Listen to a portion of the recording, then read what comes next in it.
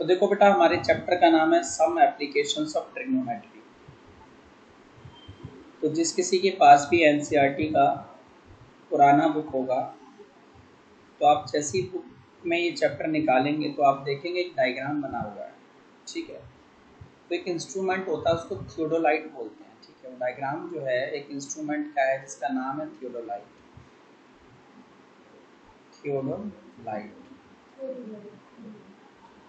ठीक है। तो थियोडोलाइट क्या होता है? एक इंस्ट्रूमेंट होता है जो एंगल्स को नापता है। उसके अंदर रोटेटिंग टेलीस्कोप होता है और वो ट्रिग्नोमेट्रिक प्रिंसिपल के ऊपर काम करता है, ट्रिग्नोमेट्रिक प्रिंसिपल पे काम करता है। तो देखो थियोडोलाइट क्या है? An instrument which is used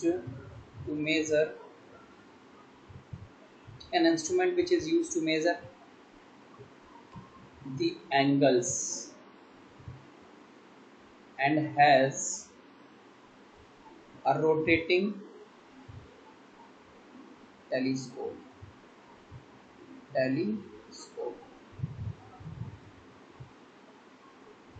and works on the principle of trigonometry,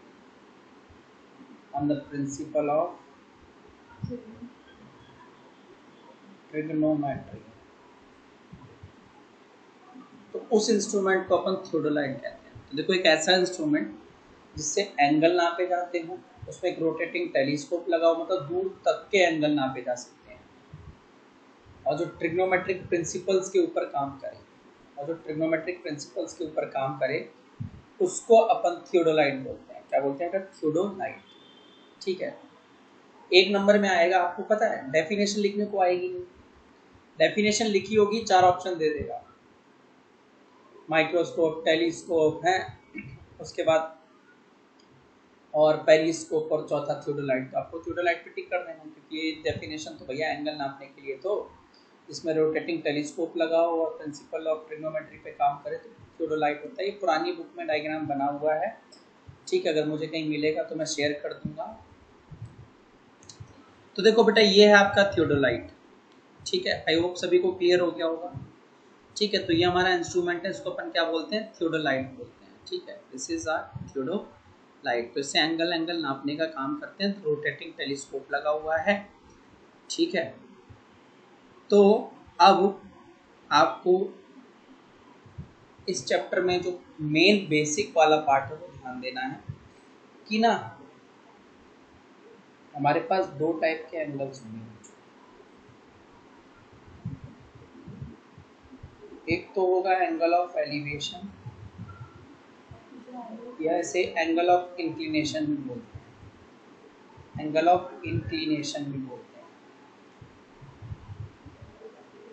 और दूसरा होगा एंगल ऑफ डिप्रेशन।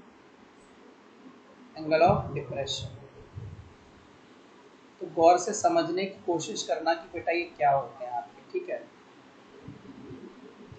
तो सपोज कर लो ये हमारा एक ग्राउंड या हॉरिजॉन्टल प्लेन है, और इसके ऊपर कोई ऑब्जेक्ट यूं करके इरेक्ट किया गया है और ये टॉप पे रखा गया है।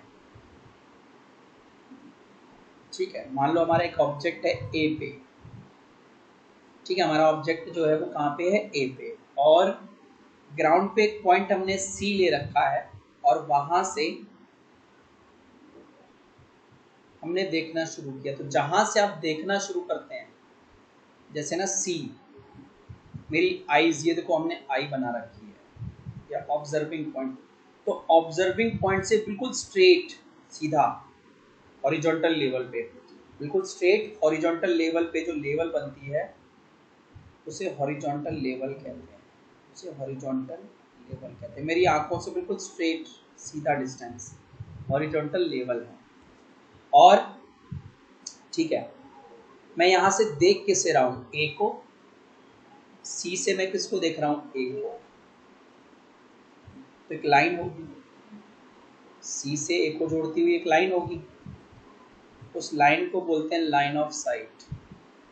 उस लाइन को बेटा बोला जाता है लाइन ऑफ साइट। और इस लाइन ऑफ साइट और हॉरिजॉन्टल लेवल के बीच में यहाँ एक एंगल बनता है। फिलहाल मैंने उसको नाम दे दिया थीटा। तो यही जो थीटा बना है ना, ये थीटा जो बना है इसी को बेटा एंगल ऑफ एलिवेशन बोला जाता है। इसे क्या बोला जाता है? Angle of elevation. ठीक है, एंगल ऑफ एलिवेशन। तो अब देखो, मान लो मेरे पास एक ग्राउंड है, ठीक है, या कोई भी एक बेस है, उस बेस के ऊपर हमने कोई भी बिल्डिंग बना रखी है, टावर बना रखा है, कुछ भी बना रखा है, एक इरेक्ट ऑब्जेक्ट है, हाइट पे एक ऑब्जेक्ट प्रेजेंट है, ठीक है। अब मैं क्या कर रहा हूं ना, मैं यहां खड़ा हूं,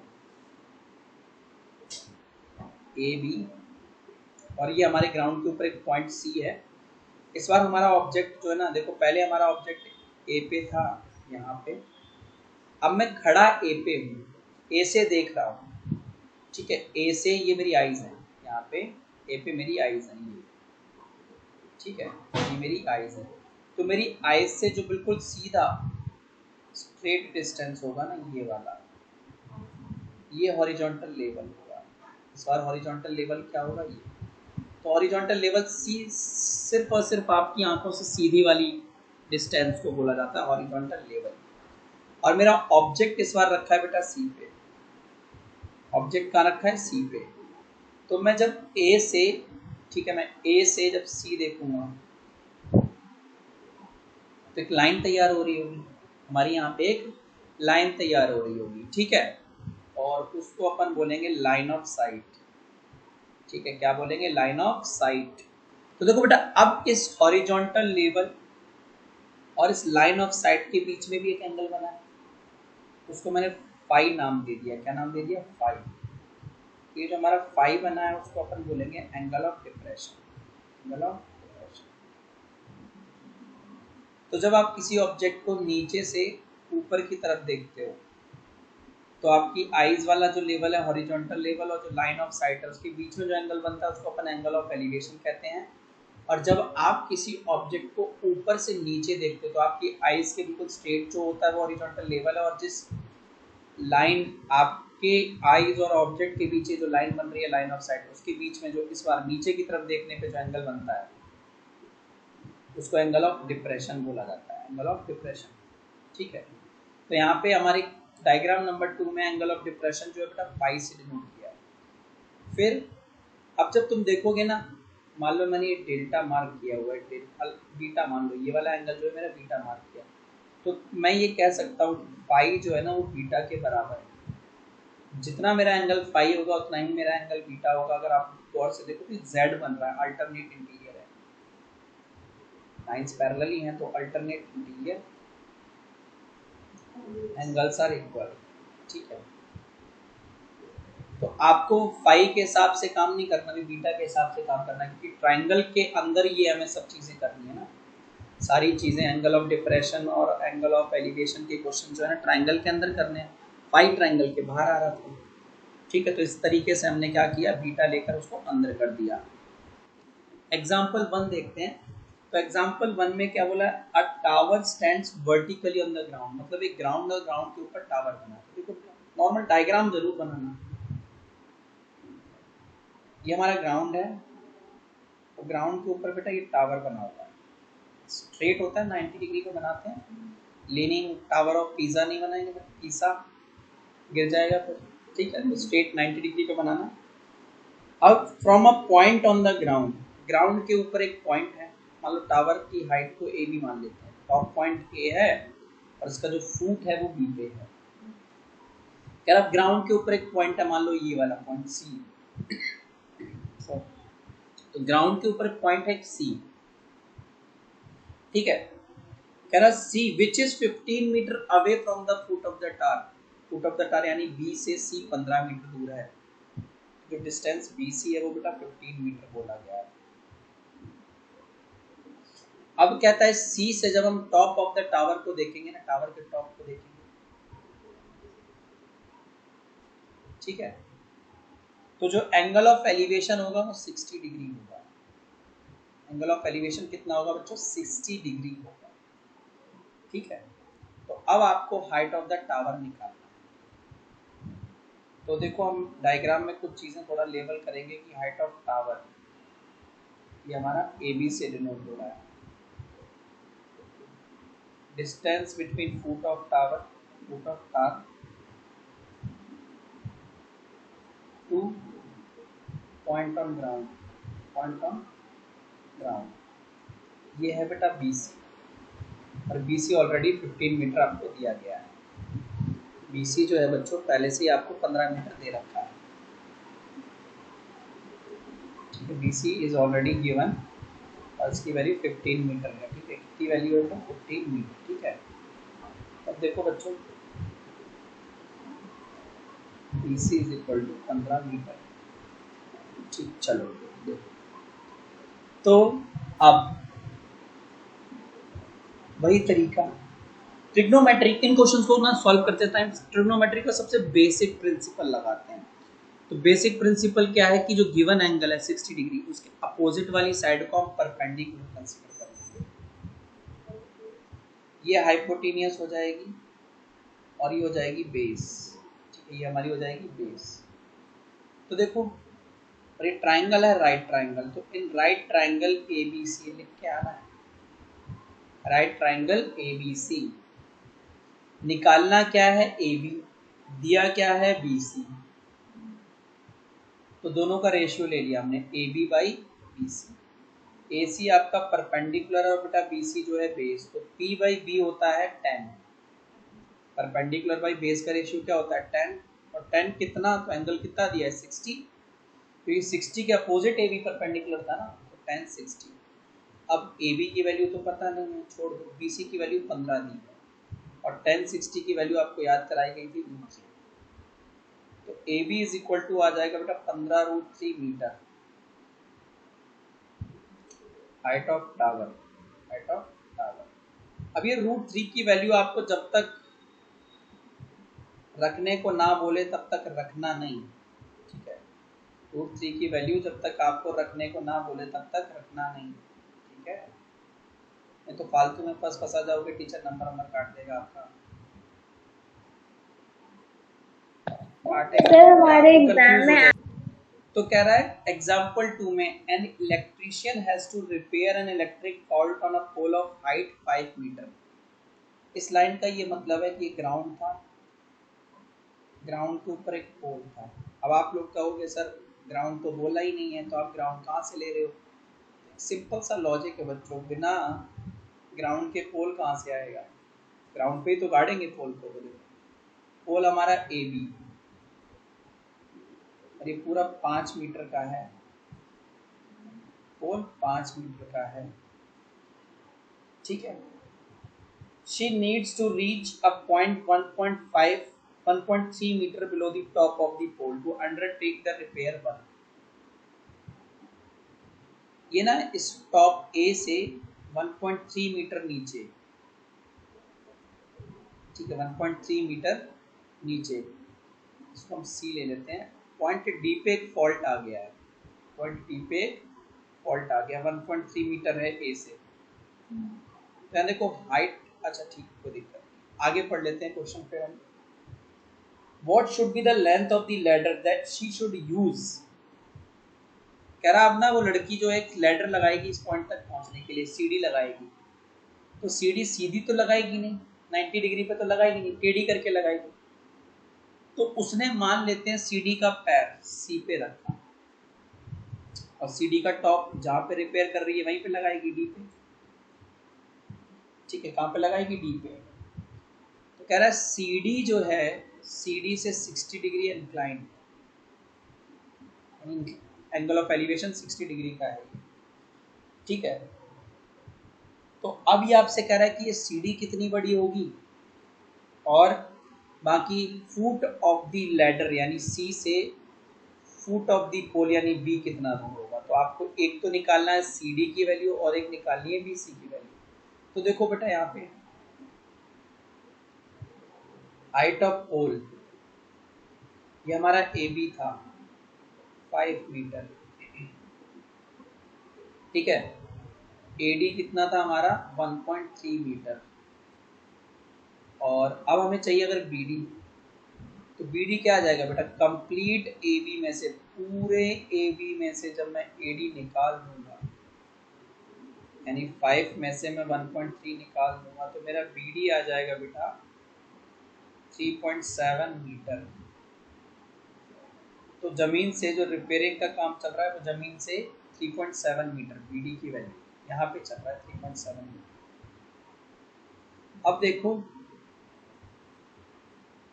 ठीक है, length of ladder, length of ladder, ladder की लेंथ कितनी है बेटा, ये सीडी है, सीडी हिंदी वाली सीडी चढ़ने वाली की लेंथ कितनी है, सीडी, लेंथ कितनी है, सीडी, और डिस्टेंस बिटवीन दोनों के foot, foot of ladder and pole, ये है BC। तो आपको यहाँ CD निकालना है और आपको यहाँ बेटा BC निकालना है। तो सबसे पहले जो काम करना है वो आपको वही बेसिक रूल ट्रिग्नोमेट्री का, गिवन एंगल के अपोजिट साइड ये परपेंडिकुलर, ये बेस और ये हाइपोटेन्यूज। तो परपेंडिकुलर दिया है, बेस निकालना है। पहले तो लिखो कि in right triangle DBC, DBC ए नहीं है बेटा, ये DBC है, ठीक है, this is DBC, triangle DBC। देखो BD दिया है, जो दिया है अपन में जो पूछा है BC, तो ये परपेंडिकुलर और ये बेस है, P बाई बी हमारा होता है बेटा 10, और किस एंगल के रिस्पेक्ट में हमने लिया है 60 डिग्री। तो देखो बेटा BD की वैल्यू तो आपको 3.7 दी है, अपॉन में BC is equal to √G। तो जब मैं इस BC की वैल्यू निकालने जाऊंगा ना, तो BC is equal to 3.7 by √3 metre. अब नीचे रूट नहीं होना चाहिए, तो BC is equal to 3.7 by √3 into √3 rationalise किया जाता है, तो ये आ जाएगा बेटा 3.7 √3 बाई 3। अब इस क्वेश्चन में जब आगे पढ़ोगे तो पता है क्या बोला है कि 20 और जो √3 की वैल्यू है वो 1.73 पुट करो, तो 1.73 अपॉन में 3। जब आप मल्टीप्लाई डिवाइड करके इसका आंसर निकालोगे बेटा, तो दिस विल बी 2.14 मीटर। ये दोनों के बीच का डिस्टेंस है, दोनों के फुट के बीच का डिस्टेंस बिटवीन फुट, ठीक है, शॉर्टकट में लिख दिया है। अब देखो वापस इसी ट्रायंगल में, राइट ट्रायंगल DBC, गौर से देखो, BD दिया है और CD निकालना है। BD हमारा परपेंडिकुलर है और CD हमारा हाइपोटेन्यूज है, P बाई H जो होता है ना साइन होता है, BD बाई CD is equal to sine 60। अब BD बेटा 3.7 है, अपॉन में CD is equal to √3 by,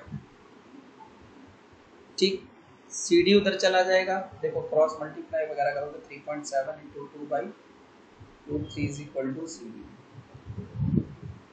अब रैशनलाइजेशन करना पड़ेगा, 7.4 अपॉन में √3 into √3 is equal to CD। तो देखो बच्चों 7.4 इंटू 1.73 अपॉन में 3 इज इक्वल टू CD। जब आप मल्टीप्लाई डिवाइड वगैरह करेंगे, ठीक है, जब आप मल्टीप्लाई डिवाइड वगैरह करेंगे तो बेटा ये वैल्यू जो है आपकी आएगी 4.28, CD is equal to 4.28 metre, ठीक है, दिस इज 4.28। तो आपकी जो CD है ना, CD हिंदी वाली, वो 4.28 मीटर की है। लास्ट में लिखा ना length of ladder is 4.28 meter and distance between foot is 2.14 meter, ठीक है, 2.14 मीटर, ठीक है। तो देखो example 3, an observer 1.5 metre tall is 28.5 metre away from a chimney. मतलब एक चिमनी है, एक देखने वाला है, ठीक है। तो पहले तो इतना तो बनाओ, और ग्राउंड होगा, चिमनी ग्राउंड पे है ना, ये ग्राउंड है। चिमनी दो तरीके की चिमनी होती है, एक वो ना फैक्ट्री वाली चिमनी होती है, बहुत ऊंची होती है, जैसे भट्टा नहीं होता ईंट का भट्टा, वैसे ही टाइप की ये चिमनी होती है। आपने देखा होगा जब आप घूमने गाँव में जाते हैं, मथुरा साइड में जाते हैं ट्रेन से, तब पंजाब साइड जाते हैं तब पड़ती हैं, ठीक है। तो ये हमारी जो ये हमारी एबी नाम की तो बेटा चिमनी है, ठीक है। अब मान लो इस पॉइंट सी पे एक 1.5 मीटर की, ठीक है, 1.5 मीटर का 1.5 मीटर का ऑब्जर्वर है, वो भी लड़की है। मान लो ये पॉइंट हो गया डी, तो सी से डी 1.5 मीटर है, और ये कह रहा है कि ना ये जो ऑब्जर्वर है वो चिमनी से 28.5 मीटर दूर है, 28.5 मीटर दूर है ऑब्जर्वर, ठीक है, चिमनी से। ये चीज क्लियर हो जानी चाहिए, ठीक है। चलो देखो बेटा आगे मीटर।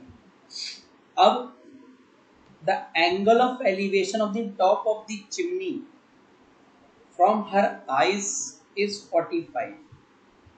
उसकी आंखों से चिमनी के टॉप यानी ए का मतलब यहां से यहां तक का जो एंगल है वो 45 दिया। लेकिन देखो हॉरिजॉन्टल लेवल बनाना होगा, हॉरिजॉन्टल लेवल कहां से बनता है? आंखों से। तो ये रहेगा हमारा हॉरिजॉन्टल लेवल, ठीक है। ये angle of elevation, line of sight AD है, ठीक है। तो एंगल ऑफ एलिवेशन हमारा यहाँ पे तो कितना आया? चिमनी के टॉप का जो एंगल ऑफ एलिवेशन आया बेटा वो 45 डिग्री है। कितना है? 45 डिग्री। तो एक चीज देखो, जितना CD है ना उतना ही आपका EB भी होगा, और जितना आपका BC है बेटा उतना ही क्या होगा? 28.5। रेक्टेंगल बन रहा है, ठीक है। तो देखो इसमें क्वेश्चन में गिवन क्या है, ठीक है। मान लेते हैं पूरी चिमनी की हाइट को H मान लेते हैं, यहां से लेकर यहां तक H मीटर है, ठीक है। तो लेट हाइट ऑफ चिमनी, जिसे वैसे डायग्राम में alphabetically AB equal to H metre. फिर तुम देखो जितना EB है उतना ही CD है, height of girl CD EB, ठीक है, हाइट ऑफ गर्ल। फिर जितना BC है ना उतना ही ED है, 28.5 मीटर। अब मैं पूछूं कि बेटा AE क्या होगा, तो आप कहोगे सर पूरे AB में से EB निकाल दो, और AB आपका H है, EB आपका 1.5 मीटर है। तो AE मेरा आ जाएगा बेटा ये वाला H माइनस 1.5, ठीक है, मीटर। अब देखो इस 45 डिग्री कौन से ट्रायंगल में बन रहा है?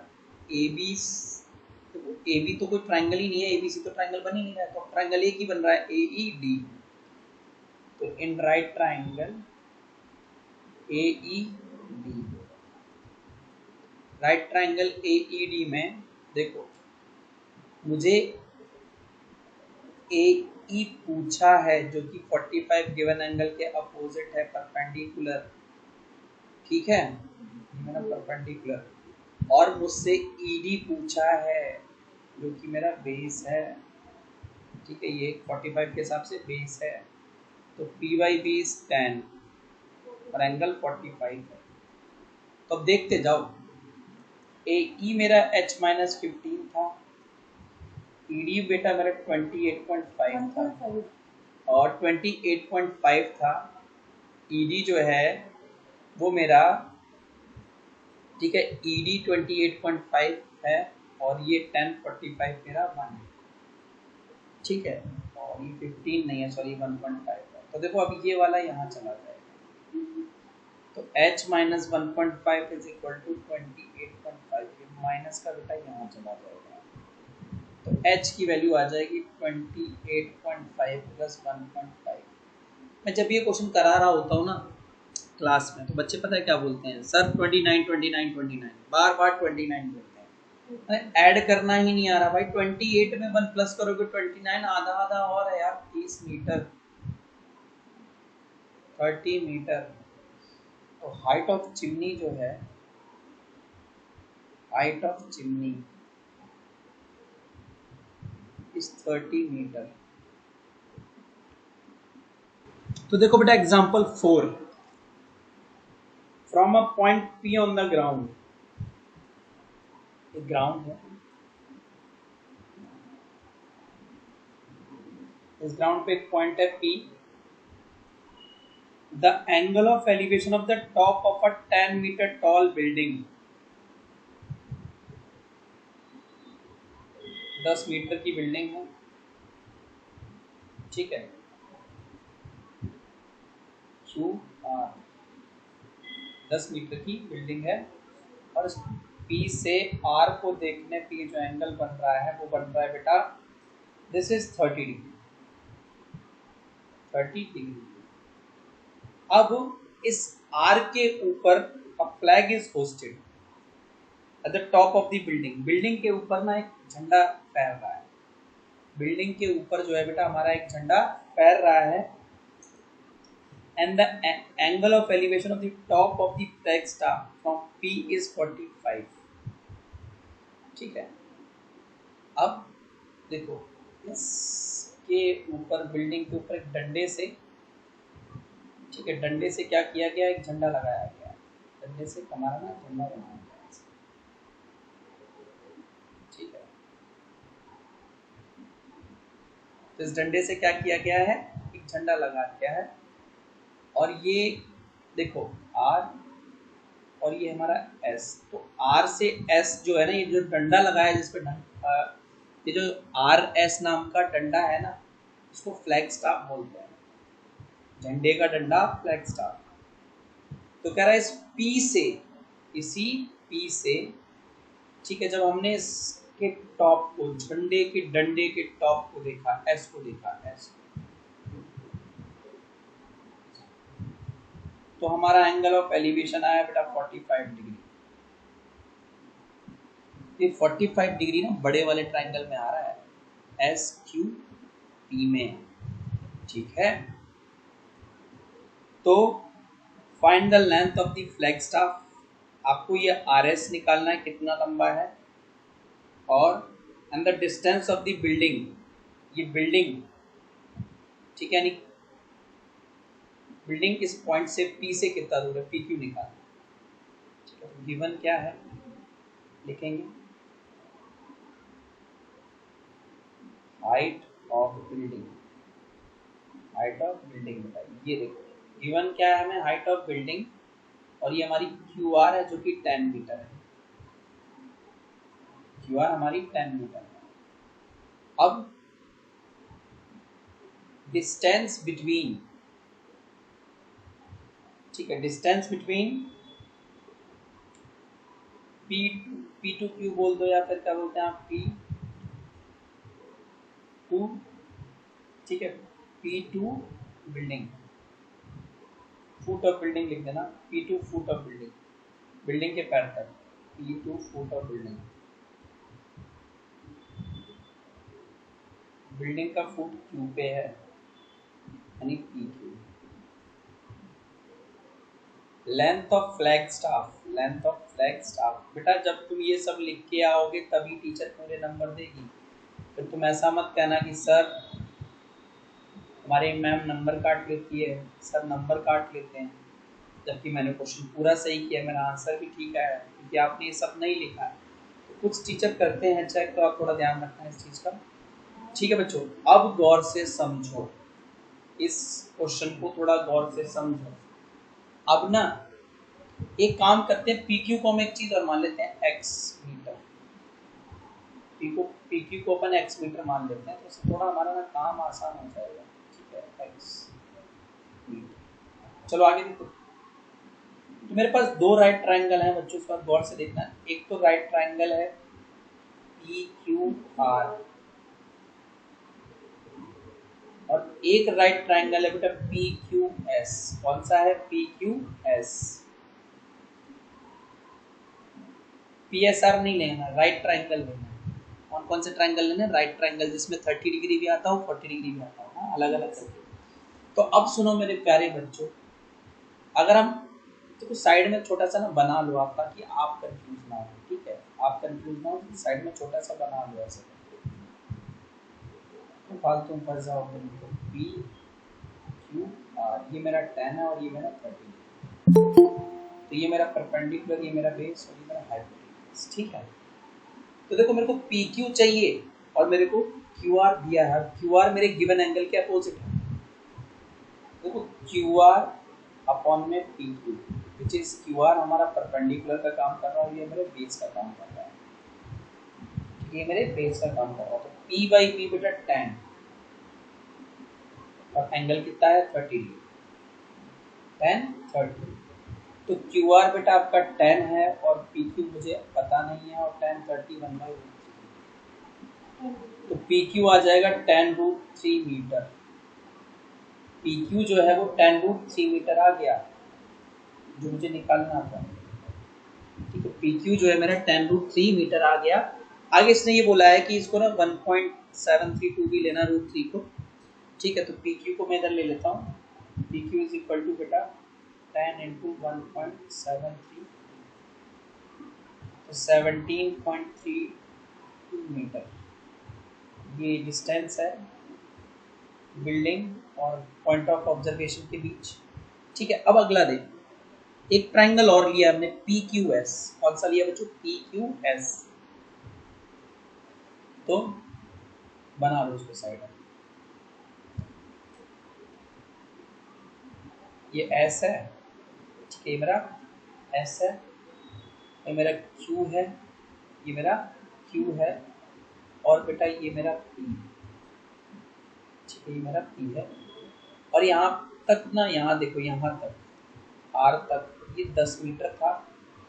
इसको थोड़ी देर तुम एच मान लो, इसको एच मान लो। कितना मान लो? एच। एस से आर को एच मान लो। तो पूरा क्यू एस पता है तुम्हें कितना हो जाएगा? क्यू एस, क्यू से एस। ठीक है, क्यू से एस। देखो बेटा, ये अगर हमारा एच है 10, ये तो 10 plus H metre, 10 plus H metre. तो देखो अब मेरे को पी क्यू पता चल गया ना, ठीक है, और एस क्यू चाहिए। तो एस क्यू अपॉन में पी क्यू।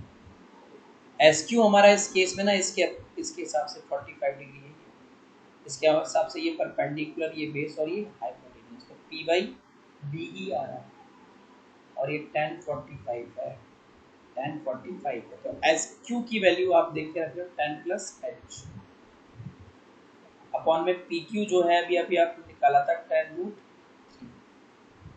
10√3।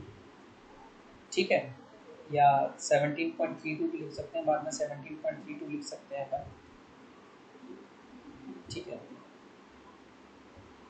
17.32 और 1045 की वैल्यू बच्चों 1 कितनी है? 1। तो देखो यहाँ 10 plus H is equal to 17.3, 10 उधर जाके माइनस हो जाएगा, तो एच की वैल्यू आ जाएगी बेटा 17.32 माइनस 10। तो h is equal to 7.32 metre height of flag staff. Height of flag staff तो डंडे की लेंथ ये है। तो दो चीजें निकालने को बोली थी, एक पी क्यू और हाइट ऑफ फ्लैग स्टाफ। ठीक है, तो ये दोनों को हमने डब्बे में डाल दिया।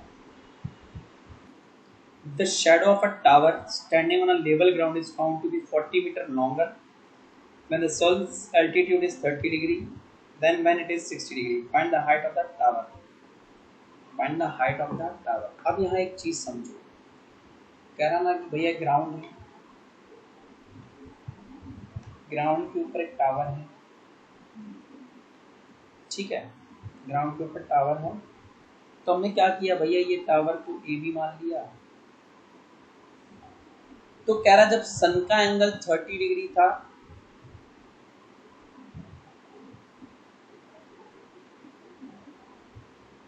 और सन का एंगल जब 60 डिग्री था, तो अब आप कंफ्यूज हो गए होंगे, मैंने दो तो बना दिए सी और डी, और आपके पास डायग्राम ना हो, तो देखो जैसे जैसे तुम टावर के पास जाओगे, इसको इमेजिन करो, जैसे जैसे तुम टावर के क्लोज जाते जाओगे ना, धीरे धीरे धीरे एंगल बढ़ता जाएगा, ज्यादा ऊपर गर्दन करके देखना पड़ेगा, और जैसे जैसे जैसे जैसे टावर से दूर आओगे वैसे वैसे एंगल घटता जाएगा, क्योंकि गर्दन कम ऊपर करनी पड़ेगी आपको देखने के। तो हमें दो एंगल दिए हैं, एक 30 डिग्री दिया और एक 60 डिग्री दिया है, तो ये होगा 60, क्योंकि बिल्कुल जैसे ही तुम बी पे खड़े हो जाओगे ना, तो तुम्हें एक तरफ कोई गर्दन 90 डिग्री करके देखना पड़ेगा, तो थोड़ा पीछे आओगे 80, फिर थोड़ा पीछे आओगे 70, फिर 60, बहुत पीछे चले जाओगे तो 30।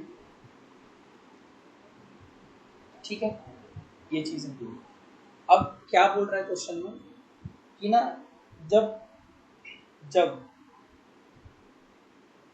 तो कह रहा है कि जब एंगल 30 डिग्री था, तब जो शैडो की लेंथ बन रही थी, और जो एंगल 60 डिग्री था तब जो शैडो की लेंथ बन रही थी, तो 30 डिग्री जब था ना एंगल ऑफ एलिवेशन सन के साथ, तब 40 मीटर लंबी, 40 मीटर और लंबी शैडो बनती, मतलब सी से लेकर डी तक का जो बोला है, 30 डिग्री पे जो शैडो बन रही है वो बीसी से 40 मीटर और लंबी है, 60 डिग्री पे जो शैडो बनेगी उससे 40 मीटर और लंबी है। ठीक है, तो अब आपको कह रहा है कि जो आपका टावर है उसकी हाइट निकालनी है। अब देखो हाइट ऑफ टावर, इसको ले लिया बेटा हमने एच मीटर, ठीक है, बीसी को ले लिया मैंने एक्स मीटर, ठीक है, सीडी हमारा दिया हुआ है बच्चे, सीडी हमें दिया है 40 मीटर। देखो आपके पास दो राइट एंगल ट्रायंगल बन रहे होंगे, तो एक तो ए बी सी बन रहा है और एक ए बी डी बन रहा है। अगर मैं ए बी डी की बात करूँ तो मुझे बी डी चाहिए होगा, ए बी डी में, तो बी डी क्या बनेगा, B C plus C D से, बी डी आपका आ जाएगा बी सी, इसको एक्स माने हो अभी अभी आप, एक्स प्लस 40 मीटर, ये मेरा बी सी आ जाएगा, ठीक है, ये मेरा बी सी आ जाएगा।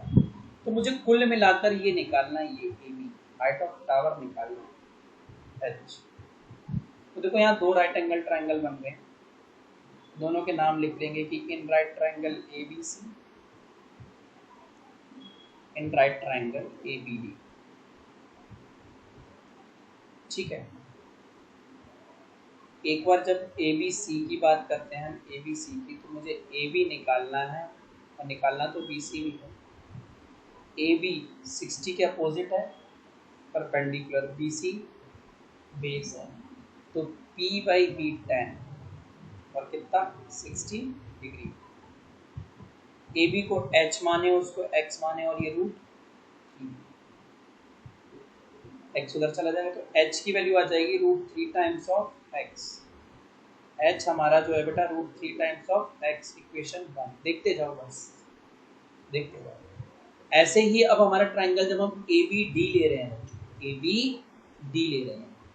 तो हमने देखो हमें ए बी निकालना अपॉन में B D is equal to, देखो ए बी हमारा 30 के हिसाब से परपेंडिकुलर है और बी डी हमारा बेस है, पी बाई बी अगेन इसमें भी 10 मगर 30 डिग्री, 10 30 डिग्री। ए बी बेटा अपना एच है, ए बी अपना क्या है एच, देखो बिल्कुल सबसे ऊपर की लाइन एच ही क्यों लिखी है, ए बी अपना बच्चों एच है, और बी डी जो है वो एक्स प्लस 40 है,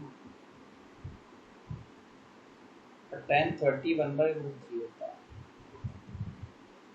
देखो यहाँ से भी, इसमें अगर हमने h निकाला तो इधर से भी हम h की वैल्यू निकाल लेंगे, ताकि इक्वेट कर सकें, h इज इक्वल टू क्या आ जाएगा, x प्लस 40 अपॉन में √3, ये मेरी इक्वेशन 2। अब देखो 1 और 2 दोनों h की वैल्यू निकाल रही है, तो फ्रॉम 1 and 2 ऐसे ही करना ताकि ना इक्वेट करने लायक हो जाए, इस तरीके से इक्वेशन को छोड़ना ताकि इक्वेट करने के लायक हो जाए। तो क्या हो जाएगा, √3x इज इक्वल टू हो जाएगा बेटा x प्लस 40y, ठीक है, 40/√3 तो ये √3 ऊपर जाके मल्टीप्लाई हो जाएगा, √3x into √3 is equal to x plus 40। तो देखो बेटा √3 3, x is equal to x plus 40। अब ये वाला x उधर आ जाएगा, माइनस हो जाएगा, 2x इज इक्वल टू 40, तो x की वैल्यू बेटा 20 मीटर, x तो 20 मीटर आ गया। देखो putting x is equal to 20 in equation 1 में रखना आसान, तो h की वैल्यू आ जाएगी बेटा √3 इंटू 20 मीटर, ठीक है, 20√3 मीटर ये हाइट ऑफ दी, ठीक है, ये आपकी बेटा ये जो निकली है हाइट ऑफ द टावर है। अब यहाँ √3 की वैल्यू को 1.73 या 732 नहीं लेना है, तो आप यहीं पे छोड़ के आए। तो हाइट ऑफ द टावर जब तक बोले ना अपनी मर्जी से नहीं रखना, height of the tower is 20√3 metre, ठीक है, ये हमारा आंसर हो जाएगा। The angle of depression of the top and the bottom of an 8 metre tall building. देखो एक 8 मीटर ऊंची बिल्डिंग है, ये लगा लो 8 मीटर की बिल्डिंग है, थोड़ी टेढ़ी हो गई है, गिर जाएगी, ठीक है, इधर देखो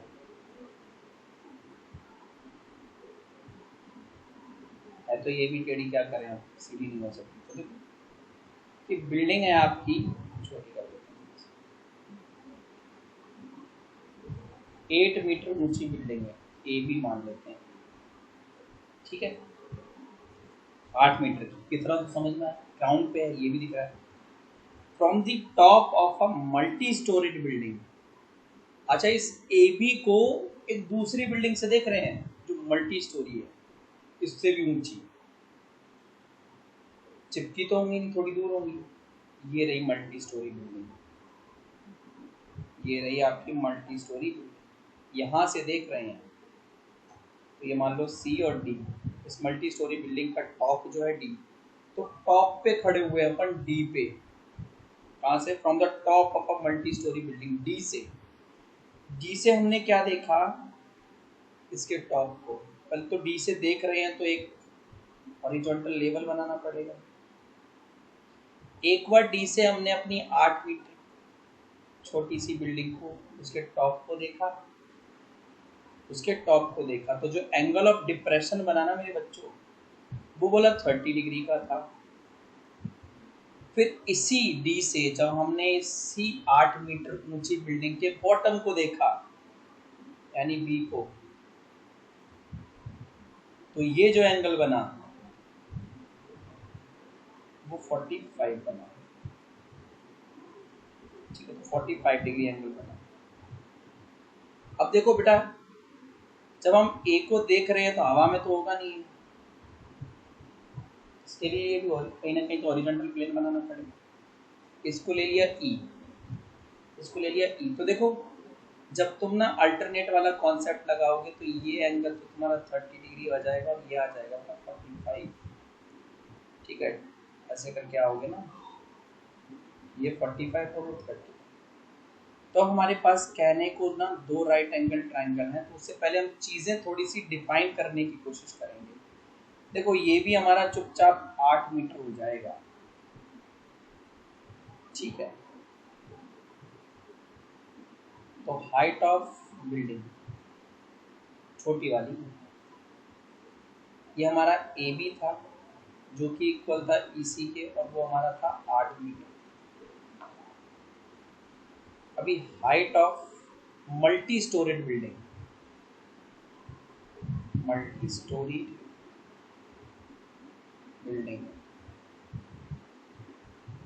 ये अपना सीडी है बेटा, ये हमारा सीडी है। अब सीडी को अगर मैं देखूं तो 2 चीजों से मिलकर बना है, एक तो डीई और एक, ठीक है। तो सी डी, ये हमारा सी डी, इसको अपन एच मान लेते हैं, इसको अपन कैपिटल एच मानेंगे। क्या मानेंगे? Capital H. ठीक है। तो डी ई मेरा क्या निकलेगा? अगर यहाँ से लेकर यहाँ तक ये पूरा बच्चों हमारा ये वाला एच है, एच है, तो डी ई की वैल्यू आती है आपकी, देखो सी डी माइनस ई सी से, यानी कैपिटल एच में से 8 निकाल देंगे मीटर, ये मेरा डी ई आ जाएगा, ये मेरा बेटा डी ई आ जाएगा। फिर हमने बी सी, और जितना बी सी है ना उतना ही बेटा हमारा ई ए होगा, और उसको मैंने मान लिया एक्स मीटर। क्या मान लिया? X metre. ठीक, बताऊंगा ये सब क्यों किया, देखो तो धीरे धीरे क्वेश्चन में फ्लो में आऊंगा तो समझ जाओ। तो अब हमारे पास यहाँ पे बेटा देखो दो राइट एंगल ट्रायंगल, इन राइट ट्रायंगल, अब देखो बड़ा वाला एच दोनों ट्रायंगल में नहीं आ रहा है, लेकिन छोटा एक्स दोनों ट्रायंगल में आएगा। देखो यहाँ से यहाँ ये कितना है? एक्स, और ये भी तो तुम्हारा एक्स ही है। ठीक है। तो एक राइट ट्रायंगल बन रहा है डी ई ए, डी ई ए, और एक राइट ट्रायंगल बन रहा है बेटा आपका D C B, D C B. तो जब हम देखने गए ना इस बार बच्चों, तो ना तो हमें ए ई दी, ना तो हमें एक्स दिया, ना हमें कैपिटल एच दिया। तो पहले हम डी ई ए की बात करते हैं, डी ई ए की। तो 30 डिग्री के अपोजिट डी ई है परपेंडिकुलर, और ए ई हमारा बेस हो जाएगा, और ये बनेगा tan 30। कौन सा ट्रिग्नोमेट्रिक रेशियो? tan 30। तो डी ई की वैल्यू आप सभी के पास है बच्चों, h माइनस 8, और ए ई की वैल्यू x है, और tan 30 की 1/√3। तो यहाँ से हम x निकाल लेंगे, यहाँ से हम x, क्योंकि x दोनों में आने वाला है, दोनों ट्रायंगल में। तो h minus 8√3 is equal to x, equation number 1। Equation number 1। अब डी सी बी देखो, डी सी बी, तो 45 डिग्री के अपोजिट हमारा डी सी है जो मुझे चाहिए, और बी सी भी नहीं पता है। परपेंडिकुलर बाई बेस यानी tan, और कितने एंगल के हिसाब से? 45 डिग्री के हिसाब से। ठीक है। तो डी सी है बच्चों हमारा h, कैपिटल h, और बी सी हमारा x है बच्चों, tan 45 हमारा 9। तो हमारा जो कैपिटल h है ना वो x के बराबर आ जाएगा। ठीक है। Equation number 2। तो देखो अगर हम गौर से देखें तो दोनों ही इक्वेशन h के इक्वल में है। तो from 1 and we get h, तो h minus 8√3 is equal to h। ठीक है। अब ये √3 पहले तो मल्टीप्लाई होगा, h√3 minus 8√3 is equal to h। बेटा ये इधर आएगा, ये इधर जाएगा। ठीक है। तो h√3 minus h is equal to, ठीक है, 8√3। ठीक। अब क्या करना है? तो भाई अब जो है बच्चों h यहाँ से कॉमन ले लो, तो √3 माइनस 1 इज इक्वल टू 8√3। तो h की वैल्यू क्या आ जाएगी बेटा? 8√3 माइनस। ऐसा तो आंसर होता नहीं है, तो रैशनलाइज करना पड़ेगा। तो h is equal to 8√3 minus 1। अब हमें रैशनलाइज करना पड़ेगा, √3 प्लस 1, √3 प्लस 1। ठीक है। तो देखो बच्चों गौर से जरा, ठीक है। तो 8√3 इंटू √3, और फिर प्लस 8√3। ठीक है। और नीचे आ जाएगा √3 का स्क्वायर माइनस 1 का स्क्वायर। तो 8 इंटू 3 प्लस 8√3 अपॉन में 3 माइनस 1 का देखते जाना थोड़ा ध्यान से है। चलो तो 24 प्लस 8 रूट 3 अपॉन में 2, ऊपर से 2 कॉमन, 12 प्लस 4 रूट 3 अपॉन में 2 से 2 कट गया, ठीक है। तो 12 प्लस 4 रूट 3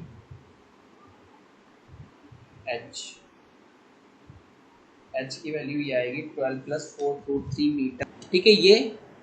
लेकिन जब आप एनसीईआरटी से आंसर मैच कराओगे ना तो उन्होंने 4 और फिर कॉमन लिया है 4, तो 3 प्लस रूट 3, वहाँ भी छोड़ाओगे यहाँ पे तो भी चल जाएगा, ये भी चल जाएगा।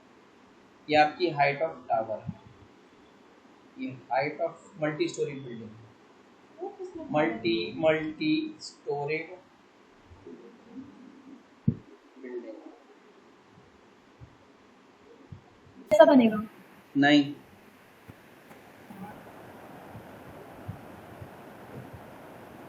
चलो मैं बता रहा हूँ, देखो तो एग्जाम्पल 7,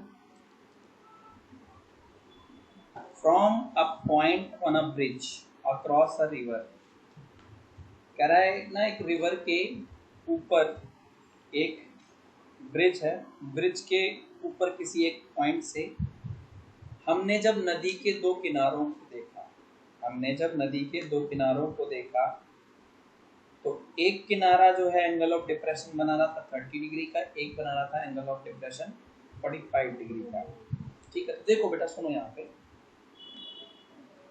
मान लो ये मेरी एक नदी है, उसके दो किनारे ये रहे,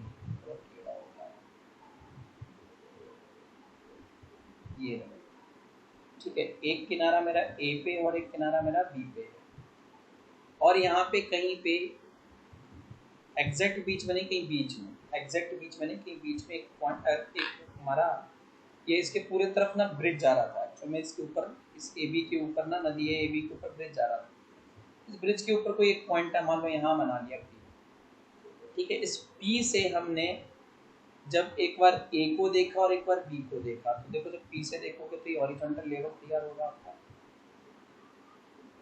कह रहा कि एक को देखने पे, मान लो एक को देखने पे होता होगा इसे, एक किनारे को देखते हैं नीचे की तरफ तो 30 डिग्री एंगल बनता है, ये अपने आप 30 बन जाएगा। अब पी से जब बी दूसरे वाले किनारे को देखते हैं, ठीक है, ये वाला तो 45 डिग्री बनता है, ठीक है।